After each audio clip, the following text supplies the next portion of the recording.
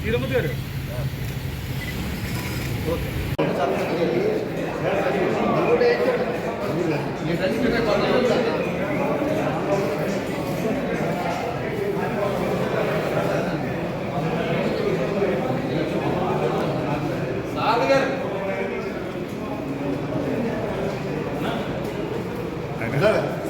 నవీన్ గారు ఎటు చూడండి.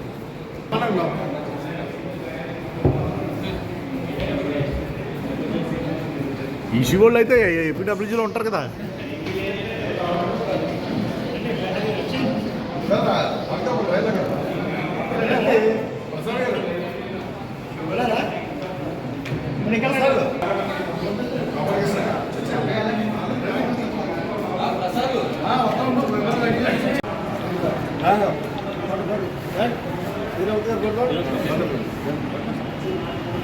ఓకే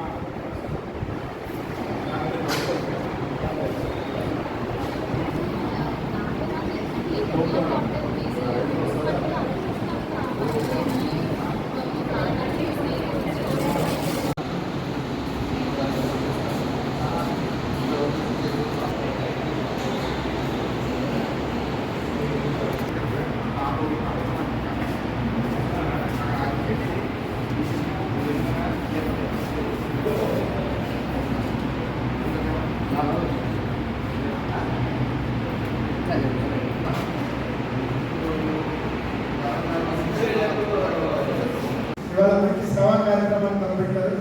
దానికి ప్రత్యేక ధన్యవాదాలు. ఎందుకంటే ప్రభుత్వాలు ఏం జరుగుతున్నాయి, కష్టాలు ఏంటి, ప్రజల్లో ఏది మనకి ప్రజలకు మంచి జరుగుతుంది చెడు జరుగుతుంది అనేది తెలియజేయడమే జర్నలిస్ట్ ఉద్దేశం అని చెప్పి ఈ సందర్భంగా తెలియజేసుకుంటూ, అందులో భాగంగా మేమందరూ కూడా చాలా కష్టపడి పనిచేసి టైం కూడా ఉండదు దీనికి.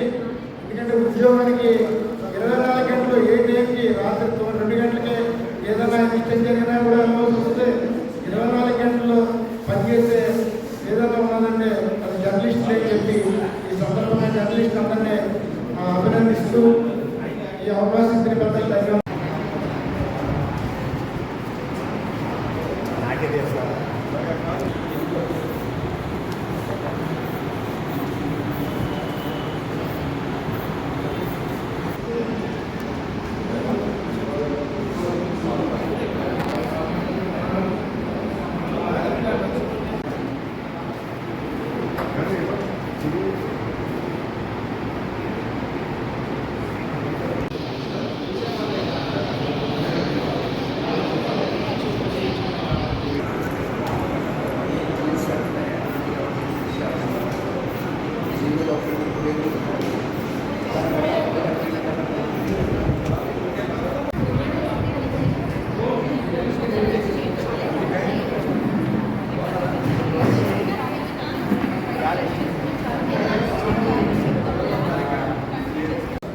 ఏపీడబ్ల్యూజీ అనేటువంటి చాలా బలమైన పాత్రికేయ అసోసియేషన్, ఒక బలమైనటువంటి సంస్థ, ఆర్గనైజేషన్.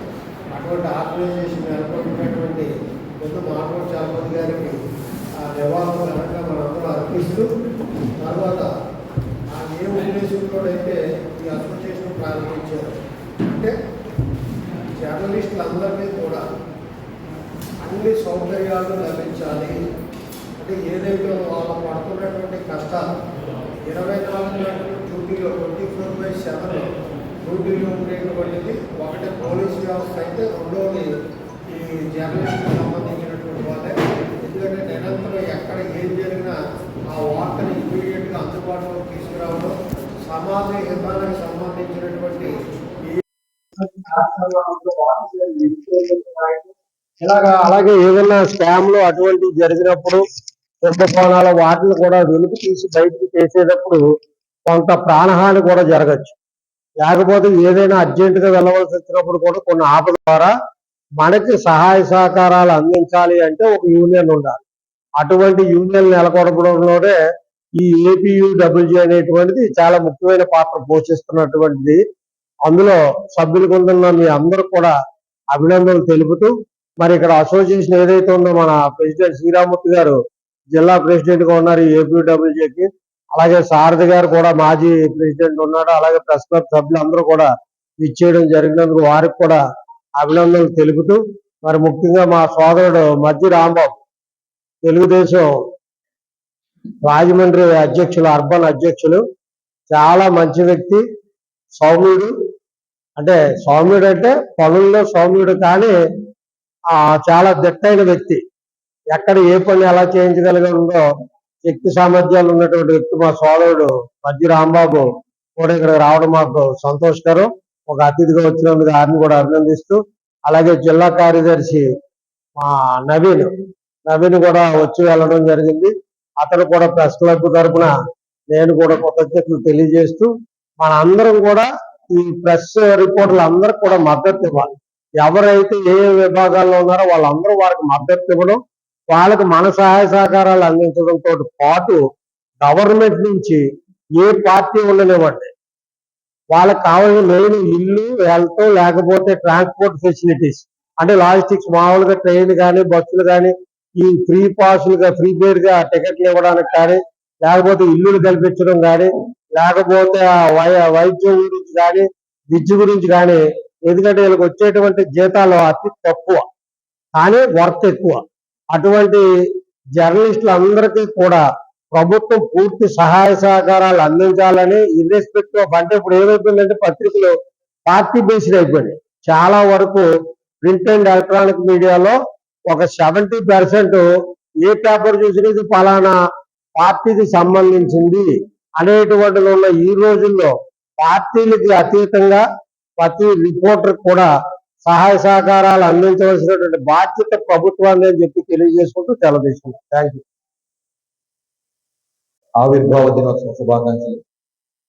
ఈ రోజున మన కుటుంబ కార్యక్రమానికి ఇచ్చేసిన గౌరవనీయులు పంతం కొండలరావు గారు, అదేవిధంగా మన సోదరులు తెలుగుదేశం పార్టీ అధ్యక్షులు మధ్య రాంబాబు గారు, ప్రధాన కార్యదర్శి నవీన్ గారు, అదేవిధంగా మన జిల్లా అధ్యక్షులు ఏపీడబ్ల్యూజే మందిర శ్రీరామూర్తి గారు, అదేవిధంగా జాతీయ సభ్యులు శ్రీ శ్రీనివాస్ రెడ్డి గారు, మన మిత్రులందరికీ కూడా హృదయపూర్వక ధన్యవాదాలు. మనందరం కూడా నిత్యం పని ఒత్తిడిలో ఉంటూ మన ఆరోగ్యాన్ని నిర్లక్ష్యం చేసుకోవడం అనేది సర్వసాధారణంగా మారిపోయింది. ఇప్పుడిప్పుడే కొంచెం ప్రతి ఒక్కరిలో కూడా అవగాహన పెరుగుతూ ఉంది. ఆరోగ్య సంరక్షణ అనేది ఎంత ముఖ్యమో ప్రతి ఒక్కరికి తెలుస్తూ ఉంది.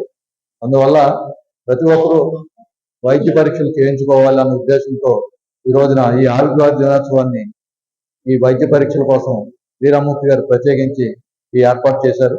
మనకి కిమ్స్ బొల్లినేని వారు ఈ రోజున ఎంత మంచి కార్యక్రమాన్ని మనకి సహకరిస్తున్నందుకు వారి యాజమాన్యానికి, అదేవిధంగా వైద్య సిబ్బందికి, వారి సహాయకులకు అందరికీ కూడా మేము ఏపీయూడబ్ల్యూజే ద్వారా ధన్యవాదాలు, కృతజ్ఞతలు తెలియజేస్తా ఉన్నాం.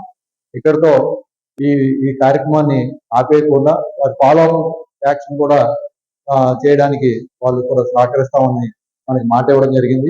వైద్యం కానీ లేకపోతే సలహా కానీ తీసుకోగలిగిన అవకాశం ఉంటుంది.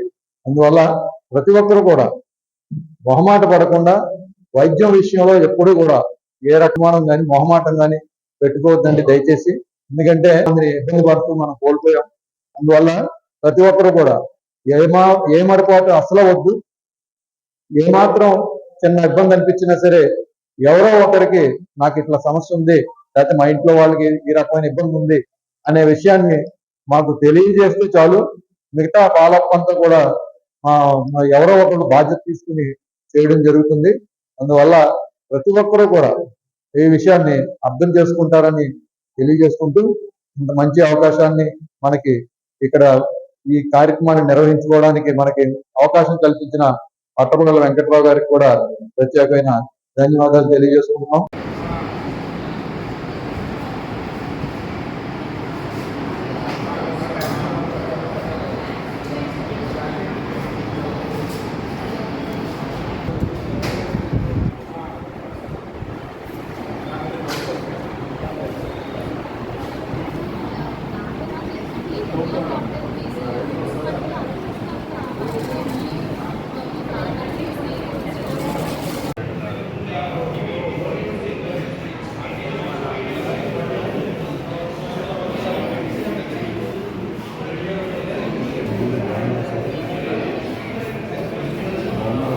బాగుంది సార్. బీజేపీ జిల్లా అధ్యక్షులు పికి నాగేంద్ర గారిని వేదిక మీద రావాల్సిందిగా. అవునండి, అవును. అందరికీ నమస్కారం అండి. ఈరోజు ఆంధ్రప్రదేశ్ యూనియన్ ఆఫ్ వర్కింగ్ జర్నలిస్టుల యొక్క దినోత్సవం నుంచి హృదయపూర్వకంగా జర్నలిస్టులందరికీ కూడా నేను శుభాకాంక్షలు తెలియజేస్తా ఉన్నాను. ప్రజలకి, ప్రభుత్వానికి, అధికారులకు మధ్య వారధులుగా పనిచేసేటువంటి పత్రికా ప్రతినిధులు కానీ, ఎలక్ట్రానిక్ మీడియా ప్రతినిధులు కానీ ఇప్పుడు కూడా అంటే వారి యొక్క పనికి సమయం అంటూ ఉండదు. అది ఉదయం కావచ్చు, మధ్యాహ్నం కావచ్చు, రాత్రి కావచ్చు, అర్ధరాత్రి కావచ్చు. ఒక ఇష్యూ ఏదైనా క్రియేట్ అయినప్పుడు సమయం చూసుకోకుండా వెంటనే స్పందించి ఆ విషయాన్ని ప్రభుత్వం దృష్టికి తీసుకెళ్లేటువంటి, అధికారుల దృష్టికి తీసుకెళ్లేటువంటి జర్నలిస్టులు నిత్యం ఎల్లవేళలా ప్రజాసేవలో ఉంటారు.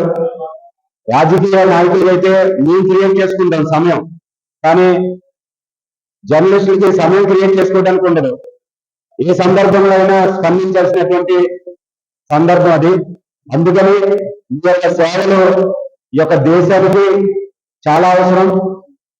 ఈ సందర్భంగా మీరు చేసేటువంటి కృషికి నేను హృదయపూర్వకంగా ధన్యవాదాలు, నమస్కారాలు తెలియజేసుకుంటూ చాలా చక్కటి కార్యక్రమం ఈరోజు మీరు నిర్వహిస్తా ఉన్నారు. ఎందుకనంటే ఈరోజు సమాజంలో ఎక్కువగా హార్ట్ కంప్లైంట్స్ రావడం, హార్ట్ అరెస్ట్ అవ్వడం, హార్ట్ స్ట్రోక్స్ రావడం ఇలాంటివి సమాజంలో ఎక్కువగా చూస్తా ఉన్నాం. అందులో జర్నలిస్టులు చెప్పాలంటే వాళ్ళకి ప్రత్యేకంగా ఎటువంటి జీతాలు ఉండవు. ఏదైనా కానీ వారు కలంతో రాసేటువంటి ఏదైతే సమాచారం ఉందో ఆ సమాచారాన్ని తగ్గట్టుగానే పత్రికలు ఆందోళన ఇవ్వడం మనకు తెలుసు.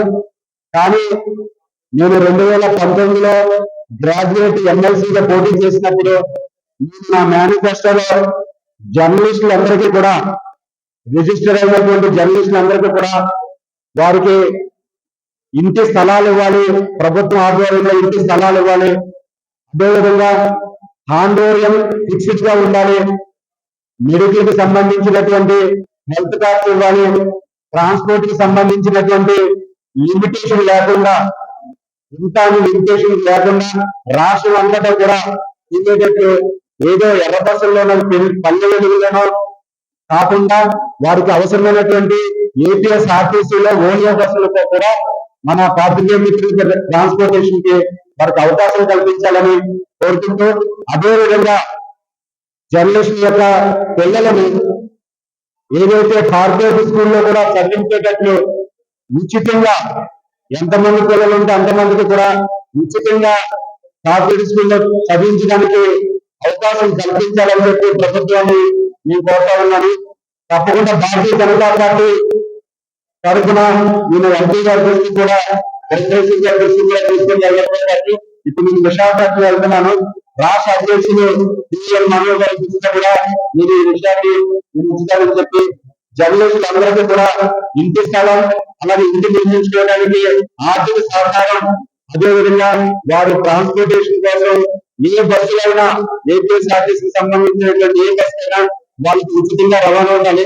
వాళ్ళ పిల్లలకి కార్పొరేషన్ ఏ కార్పొరేట్ కళాశాలలో కావచ్చు, స్కూల్లో కావచ్చు, ఉచితంగా ఎంతమంది పిల్లలు అంతమంది కూడా ఉచితంగా వారి విద్యను అందించాలని చెప్పి కోరుకుంటూ ఈ అవకాశం ఇచ్చినటువంటి పాత్రికేయ మిత్రులందరికీ కూడా నేను మరొకసారి కృతజ్ఞతగా నమస్కారాలు, శుభాకాంక్షలు తెలియజేస్తాను.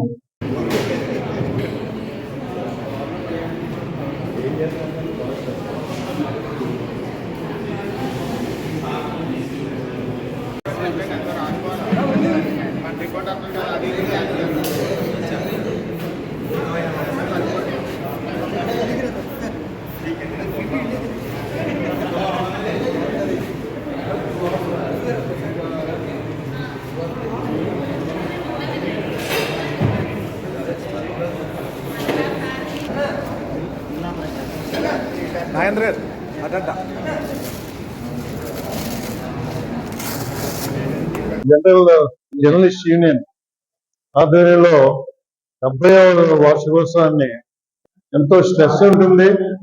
ఆహార నియమాలు కూడా ఎప్పుడూ వాళ్ళకి వేల పట్ల ఆహారాలు కూడా తీసుకోవడం కష్టమైంది వీళ్ళకి, ఎందుకంటే వాళ్ళు వృత్తి ధర్మం అలాంటిది. అది ఏదేమైనా ఈ కార్యక్రమంలో ఇటువంటి కార్యక్రమాలు ఎన్నో చేసి ప్రజల హృదయాల్లో వెళ్ళాలని చెప్పేసి మనస్ఫూర్తిగా కోరుకుంటూ, ముఖ్యంగా ఇంకా ఎక్కువ మాట్లాడితే బాగోదు, ఇది సమయం కాదు, ఇది కంటెస్ట్ కూడా కాదు. ఏదేమైనా శ్రీరామూర్తి గారు బండిని లాక్కొస్తారు అలాగా ఈ కార్యక్రమాన్ని 10 సంవత్సరం కూడా. ఆయనకి తోడు 70వ వసంతోత్సవం సందర్భంగా వాళ్ళందరికీ హృదయపూర్వక ధన్యవాదాలు. వాళ్ళు ఈరోజు ఈ క్యాంపు నిర్వహించడం ద్వారా ఆరోగ్య ఆంధ్రప్రదేశ్ లో భాగంగా ముందు పత్రికా మిత్రులు, సోదరులు, మీరు ముఖ్యంగా మీరు ఆరోగ్యంగా ఉంటే సమాజం ఆరోగ్యంగా ఉంటుంది. మీరు ఈ వర్క్ స్ట్రెస్ టెన్షన్ లో పడి మీ ఆరోగ్యాన్ని మీరు పెంచుకోవట్లేదు.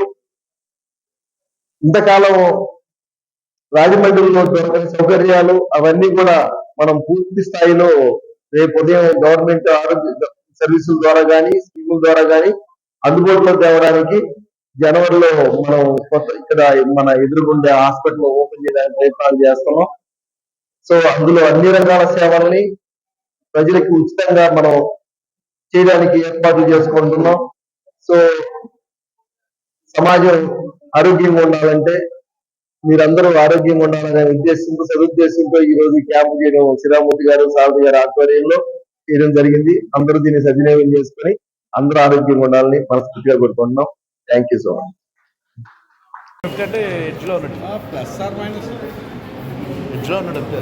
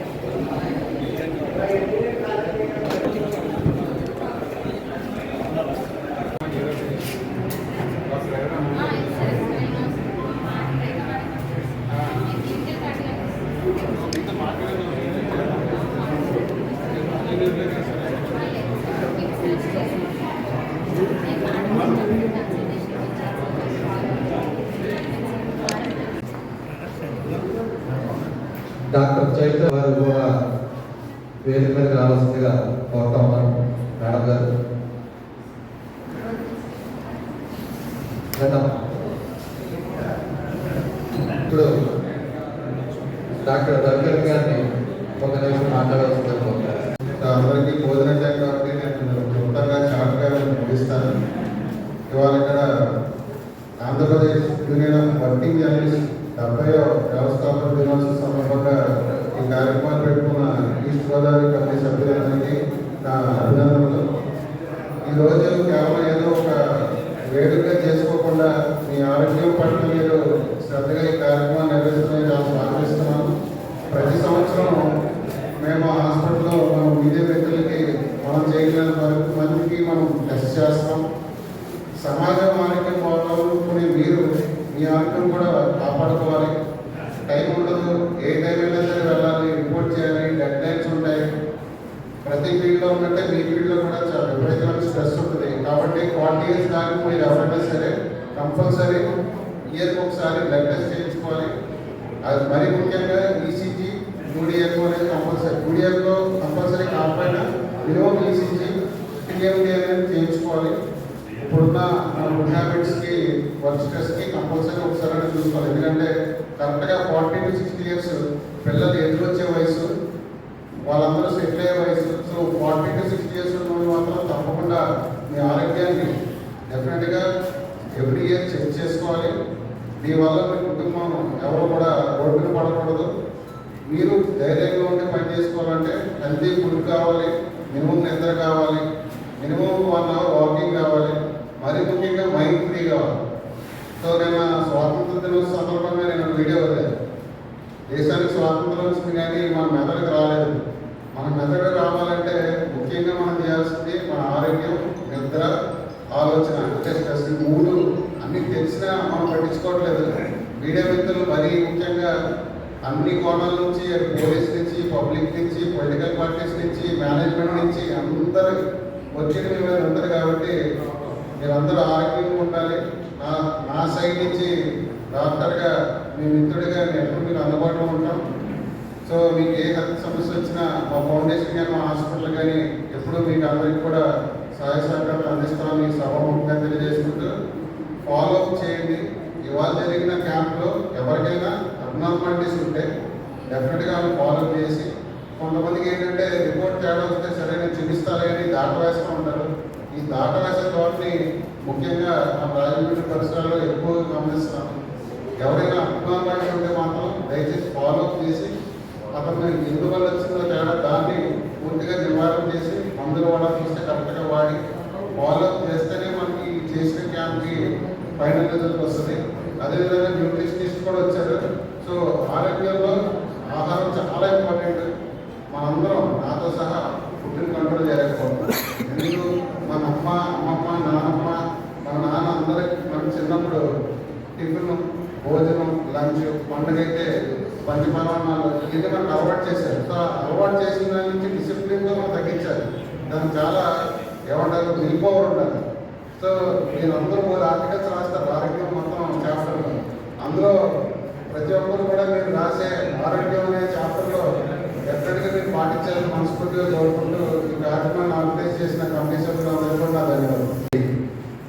చక్కని సహకారం అందించిన డాక్టర్లకి థ్యాంక్ యూ. కొంచెం క్లాస్తో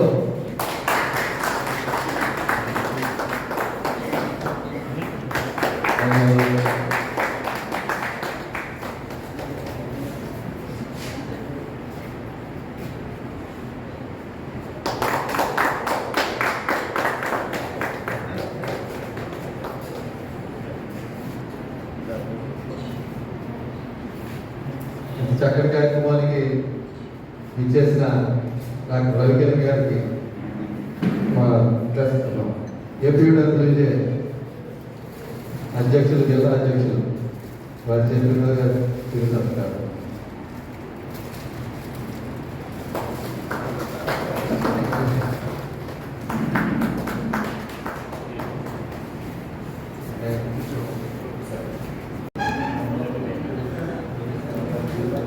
రాజానగర్ మండలం సీనియర్ జర్నలిస్ట్ సాక్షి రిపోర్టర్ వెంకటరమణ వారికి డిప్యూటీ జనరల్ తరఫున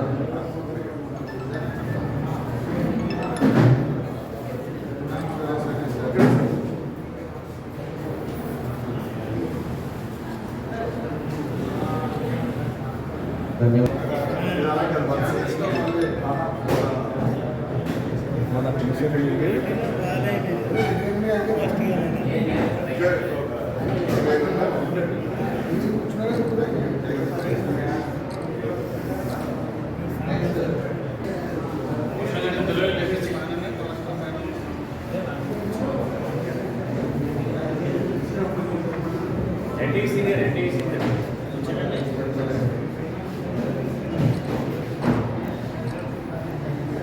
ఓకే థ్యాంక్ యూ.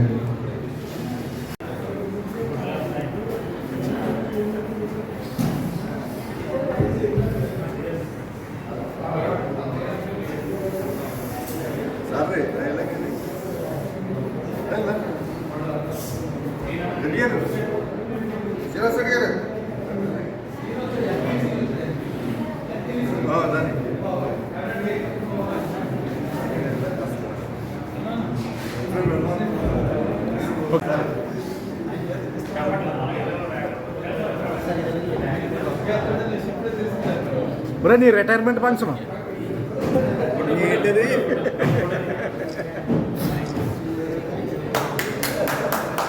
అన్నయ్య గారు చూడండి ఒకసారి. అన్నయ్య గారు ప్రసాద్ గారు చూసావా? కోరిక ఎవరికి కొట్టలేదు తప్పట్లేదు కూడా.